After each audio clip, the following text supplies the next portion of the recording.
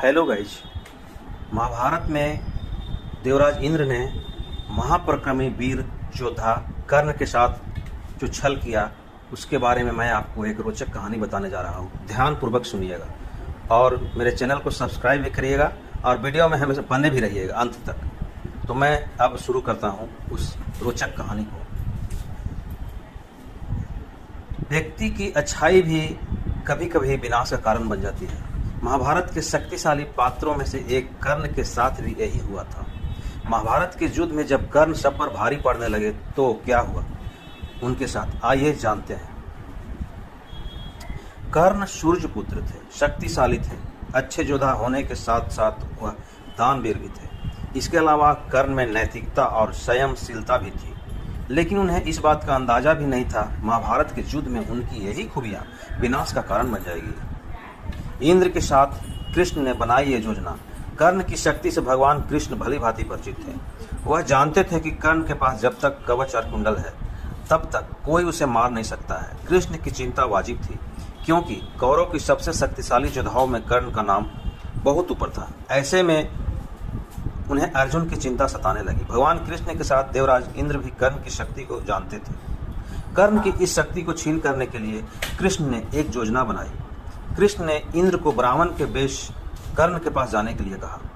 कृष्ण जानते थे कि कर्ण प्रतिदिन लोगों को दान किया करते थे। कृष्ण ने इंद्र से कहा कि तुम वेश बदलकर उस भीड़ में शामिल हो जाना जिन्हें कर्ण दान देगा।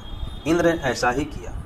कर्ण प्रतिदिन की तरह सभी को कुछ न कुछ दान दे रहे थे। जब बारी इंद्र की आई तो कर्ण ने उनसे पूछा, आपको क्या वस्तु चाहिए, अपनी इच्छा प्रकट करो। ब्राह्मण वेश में इंद्र ने कर्ण से मांगे कवच और कुंडल। तब ब्राह्मण वेश में इंद्र ने कहा कि महाराज, मैं आपकी ख्याति की चर्चा सुनकर आया हूँ। आपकी दान वीरता की चर्चा पूरे लोक में है। दान मांगने से पहले आपको वचन देना होगा, तभी दान स्वीकार करूंगा। इस पर कर्ण ने हाथ में जल लेकर इंद्र को वचन दे दिया। तब इंद्र ने कर्ण से शरीर के कवच और कुंडल दान मांग लिए। इंद्र की इस बात को सुनकर कर्ण बिना एक पल समय गवाए स्वयं अपने हाथों से पीड़ा सहते हुए कवच और कुंडल शरीर से अलग कर इंद्र को सौंप दिए। इंद्र जब कवच और कुंडल लेकर वहां से तुरंत भागने लगे, अपने रथ पर सवार होकर वहां से निकल लिए। वे नहीं चाहते थे कि उनकी असलियत का कर्ण को पता चले, लेकिन जैसे ही वे कुछ दूर चले उनका रथ जमीन में धंस गया। रथ के रुकते ही आकाशवाणी हुई, देवराज इंद्र, तुमने बहुत बड़ा पाप किया है। अपने पुत्र अर्जुन को बचाने के लिए तुमने छल पूर्वक कर्ण के कवच और कुंडल प्राप्त किए हैं। कर्ण की जान को खतरे में डाला। अब यह रथ यहीं धंसा रहेगा और तुम भी यहीं धंस जाओगे। आकाशवाणी सुनकर इंद्र कांप गए, विनती करने लगे कि प्रभु, इस श्राप से कैसे बचा जा सकता है। तब फिर आकाशवाणी हुई, अब तुम्हें दान दी गई वस्तु के बदले में बराबरी की कोई वस्तु देनी होगी। इंद्र ने इस बात को स्वीकार कर लिया। तब इंद्र फिर से कर्ण के पास गए, लेकिन इस बार ब्राह्मण के वेश में नहीं।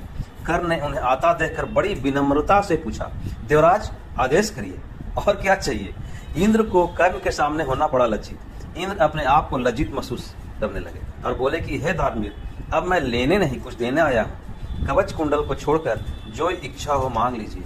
इस पर कर्ण ने कहा, देवराज, मैंने आज तक कभी किसी से कुछ नहीं मांगा और न ही मुझे कुछ चाहिए। कर्ण सिर्फ दान देना जानता है, लेना नहीं।